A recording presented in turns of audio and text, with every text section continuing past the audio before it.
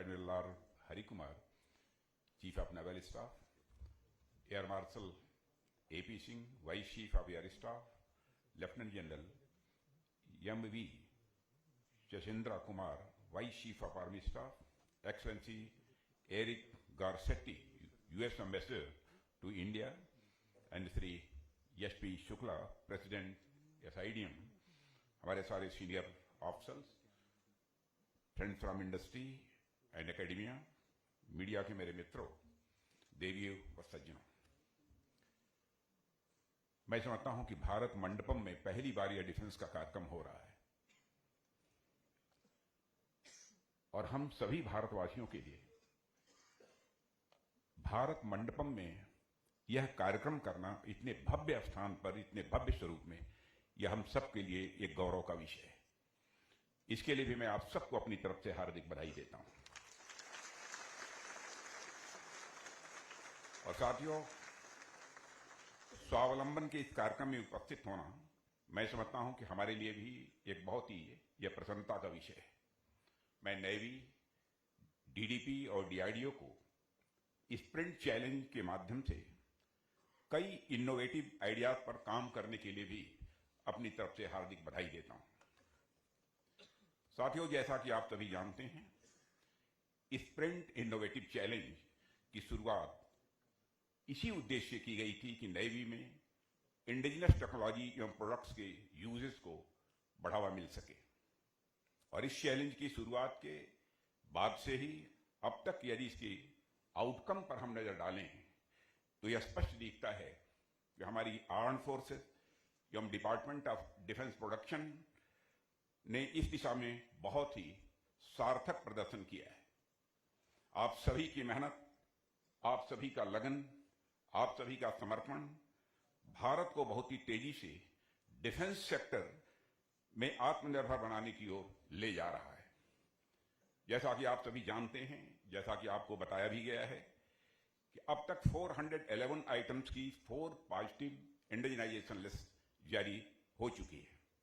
आज इस महत्वपूर्ण अवसर पर 5th पॉजिटिव इंडिजिनाइजेशन लिस्ट को रिलीज हम लोगों ने किया है और इससे सचमुच मुझे बेहद प्रसन्नता हुई है। और इस लिस्ट में 98 आइटम्स हैं। अब कुल 509 आइटम्स की 5 पॉजिटिव इंडिजिनाइजेशन लिस्ट ये जारी हो चुकी है। हमारे डिफेंस सेक्टर की आत्मनिर्भरता में मैं इसे एक बड़े कदम के रूप में देखता हूं और इस लिस्ट के जारी होने पर मैं फिर से आप सभी को अपनी तरफ से हार्दिक बधाई देता हूं। साथियों, जब से हमारी यह गवर्नमेंट बनी है तब से आत्मनिर्भरता का भाव, सेल्फ रिलायंस का भाव हमारे हर प्रयास में यह दिखता है। चाहे वह कोई योजना हो या फिर कोई भी इनिशिएटिव, वह कोई भी मंत्रालय हो या फिर कोई भी सेक्टर, हम अपने कार्यों में यह सुनिश्चित कर रहे हैं कि भारत सभी सेक्टर्स में पूरी तरह से आत्मनिर्भर बने। जब मैं आत्मनिर्भरता शब्द का यहां पर जिक्र करता हूं तो मुझे एक American philosopher Ralph Waldo Emerson की याद आती है।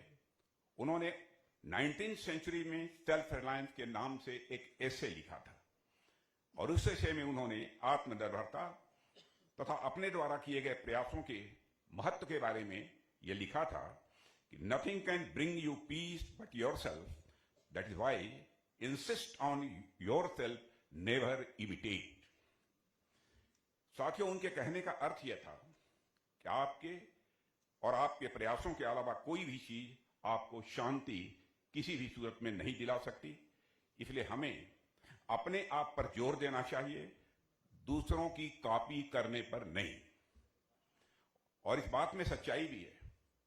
और जब आप दूसरों से चीजों को इंपोर्ट करेंगे या दूसरों की नकल करके अपनी चीज डेवलप करेंगे तो आपको टेक्नोलॉजी तो मिल जाएगी, लेकिन वह खुशी, वह संतोष और वह काबिलियत और आत्मनिर्भरता का भाव आपके अंदर किसी भी सूरत में विकसित नहीं होगा।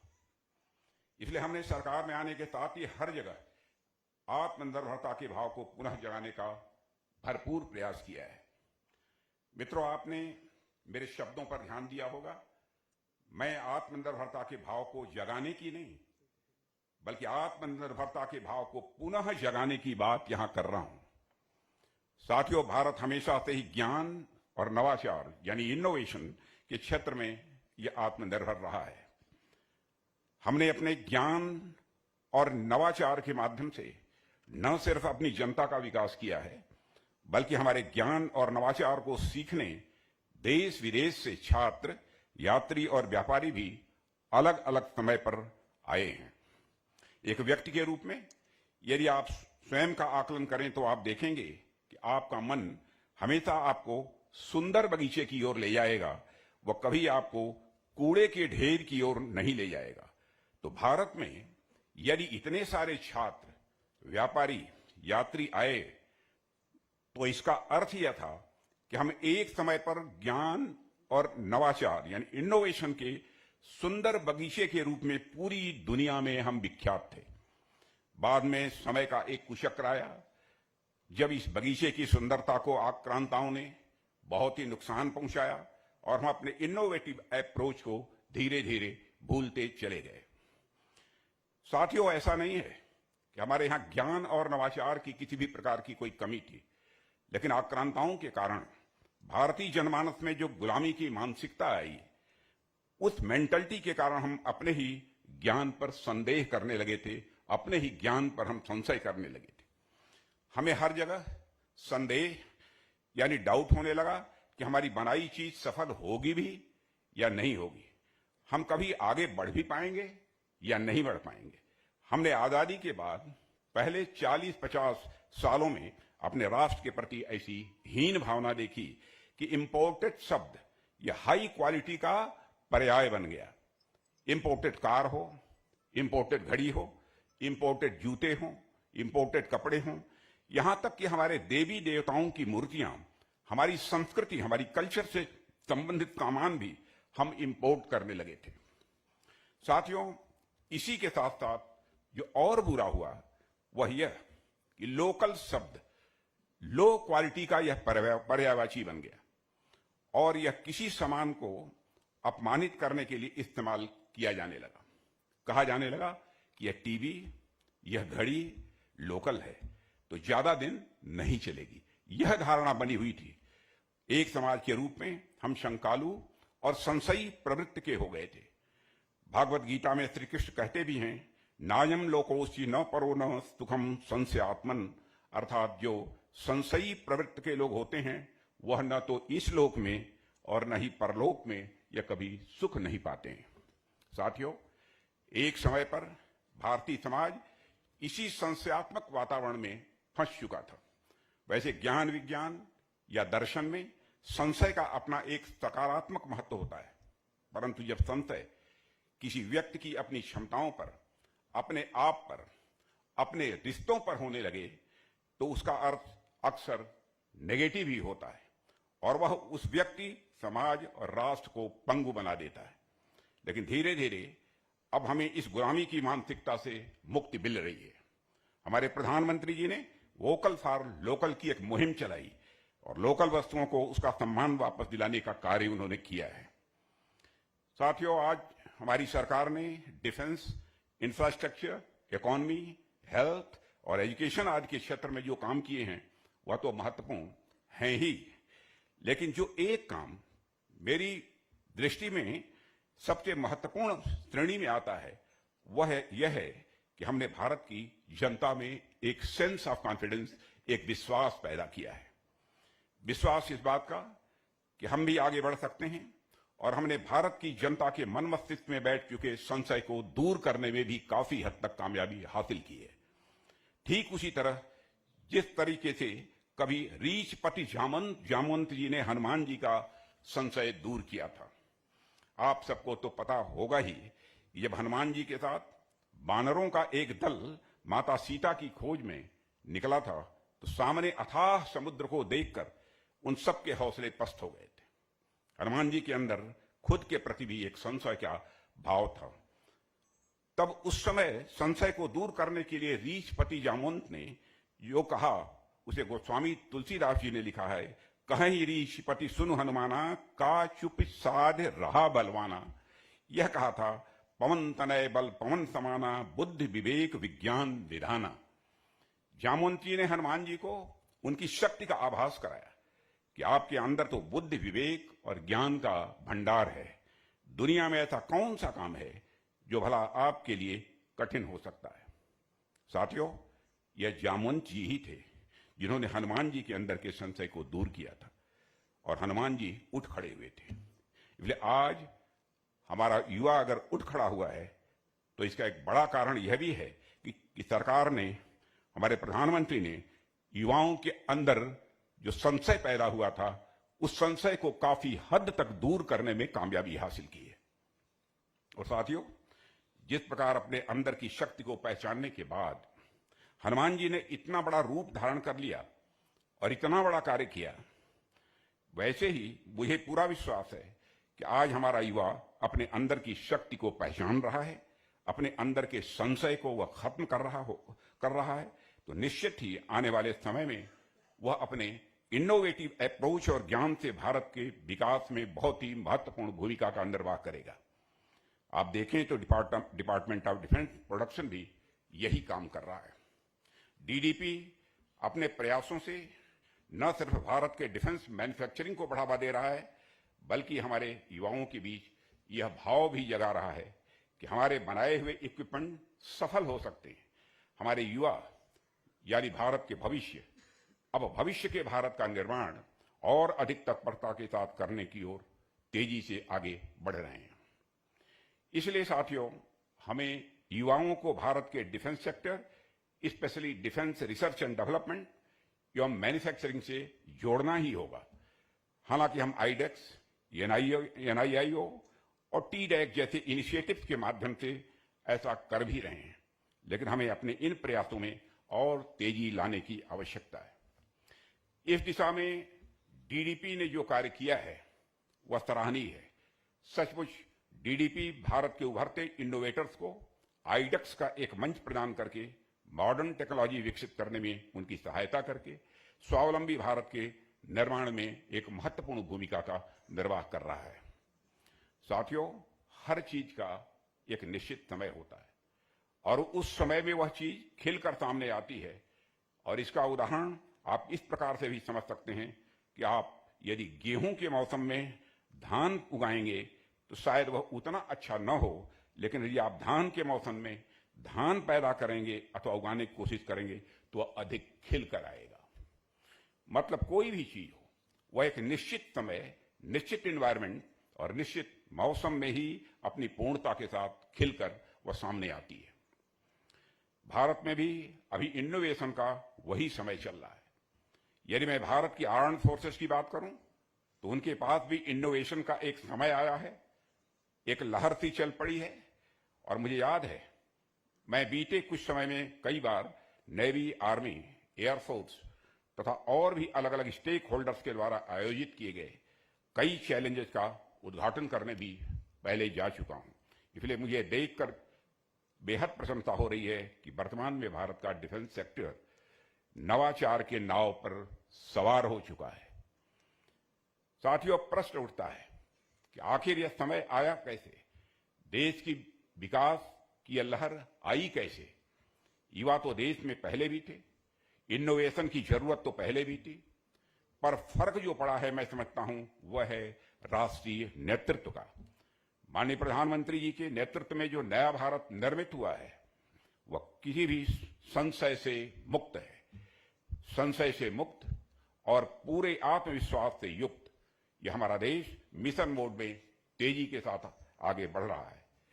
इसके अलावा एक बात है पॉलिसी डायरेक्शन की, चाहे रक्षा विभाग हो या भारत सरकार का कोई अन्य विभाग हो, हमने प्रयासपूर्वक ऐसी नई पॉलिसी बनाई है, चाहे वह नई पॉलिसी हमारी एजुकेशन पॉलिसी हो या फिर इंडस्ट्रीज या इनोवेशन से संबंधित पॉलिसी हो, जो व्यक्तिगत प्रगति एवं राष्ट्रीय विकास के इंसेंटिव्स को अलाइन कर सके। यही इंसेंटिव अलाइनमेंट आईडेक्स के प्रोग्राम डिजाइन में स्पष्ट रूप से यह देखा जा सकता है। जब हमारा यूथ इनोवेशन करता है, नया प्रोडक्ट डेवलप करता है, तो उसका और उसके स्टार्टअप का कैरियर डेवलपमेंट तो होता ही है, उसके साथ साथ देश के डिफेंस इकोसिस्टम का अपग्रेडेशन भी होता है। साथियों, आप लोग लगभग हर महीने नए नए चैलेंजेस शुरू करते हैं और उन पर काम करते हैं। मैं कई बार आप लोगों के बीच आता भी हूं और मुझे अच्छा लगता है यह देखकर कि आप जिस काम को शुरू कर रहे हैं, हमारे युवा अपने इंटेलेक्ट और इनोवेशन के माध्यम से उस काम को पूरा भी कर रहे हैं। मुझे आपके कार्यों को देखकर प्रसन्नता होती ही है, लेकिन साथ ही साथ एक मुखिया होने के नाते मेरी यह जिम्मेदारी भी है कि यदि आपके काम से संबंधित कुछ सुझाव मैं आपको दे सकूं, जिससे आप अपने काम से संबंधित और भी कुछ सुधार ला सकें, तो उस पर भी मैं आपका ध्यान यहां पर आकर्षित करना चाहूंगा। इसलिए मैं अपनी तरफ से एक दो सुझाव आपको देना चाहता हूं। साथियों, जैसा कि मैंने अभी जिक्र किया है, आप रेगुलरली कई इनोवेटिव चैलेंज शुरू करते रहते हैं, लेकिन उसे शुरू करने से पहले आप इस बात का अच्छे से आकलन कर लीजिए, अच्छी तरह मूल्यांकन करिए कि आप जो टेक्नोलॉजी चैलेंज लाने जा रहे हैं, क्या वह टेक्नोलॉजी आज के समय के हिसाब से स्टेट ऑफ द आर्ट है या नहीं है, या फिर अगर आज स्टेट ऑफ द आर्ट है भी तो क्या नियर फ्यूचर में कोई बेटर टेक्नोलॉजी तो एक्सपेक्टेड नहीं है। फिर वह टेक्नोलॉजी मार्केट में पहले से ही कहीं उपलब्ध तो नहीं है। एक फ्रेज है, री इन्वेंशन ऑफ व्हील। कहीं आप व्हील को री इन्वेंट तो नहीं कर रहे हैं। इसके साथ ही वह टेक्नोलॉजी इकोनॉमी के दृष्टिकोण से कितनी वायबल है, इन सब चीजों का भी आप अच्छे से एनालिसिस करें। यह मेरा सुझाव है। यह एनालिसिस आपको आपके रिसर्च एंड डेवलपमेंट एक्सपेंडिचर की बेटर वैल्यू पर मनी देगा। हालांकि मुझे विश्वास है कि आप सब यह करते होंगे, लेकिन मैं चाहता हूं कि इस एनालिसिस के लिए एक कॉम्पिटेंट एंड एम्पावर्ड मैकेनिज्म भी डेवलप किया जाए और हर टेक्नोलॉजी या चैलेंज की शुरुआत से पहले इस प्रकार के एनालिसिस भी किए जाएं। इसके लिए डीडीपी, डीआरडीओ और हमारी तीनों आर्म्ड फोर्सेस मिलकर एक्सपर्ट्स की एक इंडिपेंडेंट बॉडी वो बना सकते हैं। और आपके पास ऑलरेडी ऐसा कुछ ना कुछ मैकेनिज्म मैं मानता हूं कि जरूर होगा। जरूरत है तो इस बात की कि आप उसकी कैपेबिलिटी और एक्सपर्टीज की को रीअसेस करें, ताकि एनालिसिस मैकेनिज्म को और बेहतर बनाया जा सके।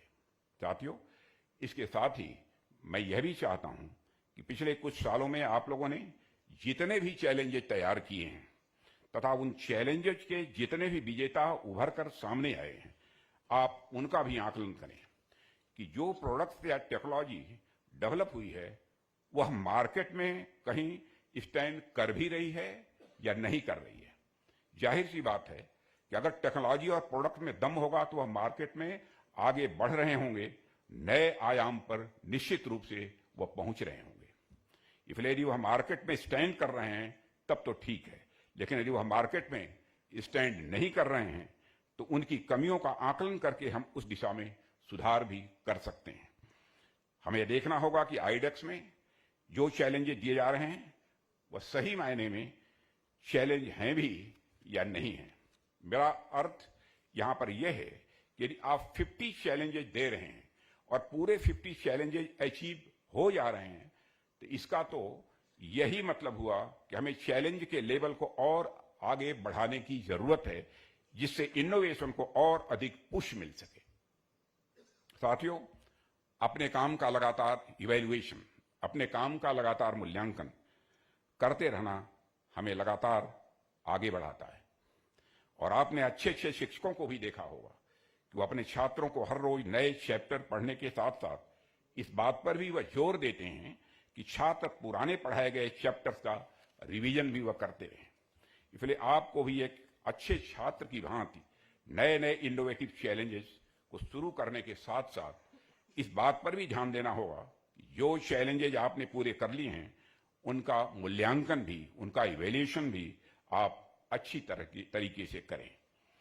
इस चैलेंज का नाम भले ही स्प्रिंट हो, लेकिन हमें इसमें केवल तेजी से ही नहीं दौड़ना, बल्कि हमें इसमें मैराथन दौड़ की तरह लंबा भी दौड़ना है।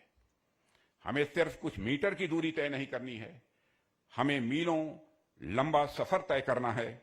यानी यह स्प्रिंट भी है और यह मैराथन भी है। साथियों, मुझे पूरा विश्वास है कि आप सभी इस प्रकार से आगे बढ़ते रहेंगे, नए नए इनोवेशंस और नए नए चैलेंजेस के माध्यम से डिफेंस सेक्टर में नई टेक्नोलॉजी का समावेश करते रहेंगे। साथ ही साथ अपने कार्यों का मूल्यांकन करते हुए स्वयं के अंदर भी लगातार रिफॉर्म्स लाएंगे। और इस अवसर पर इससे अधिक कुछ न कहते हुए मैं navy, army, air force, DRDO, DDP को भविष्य के अपने आपके सारे प्रोजेक्ट्स के लिए हार्दिक शुभकामनाएं देते हुए यहीं पर अपना निवेदन समाप्त करता हूं। आप सबको बहुत बहुत धन्यवाद। Thank you very much.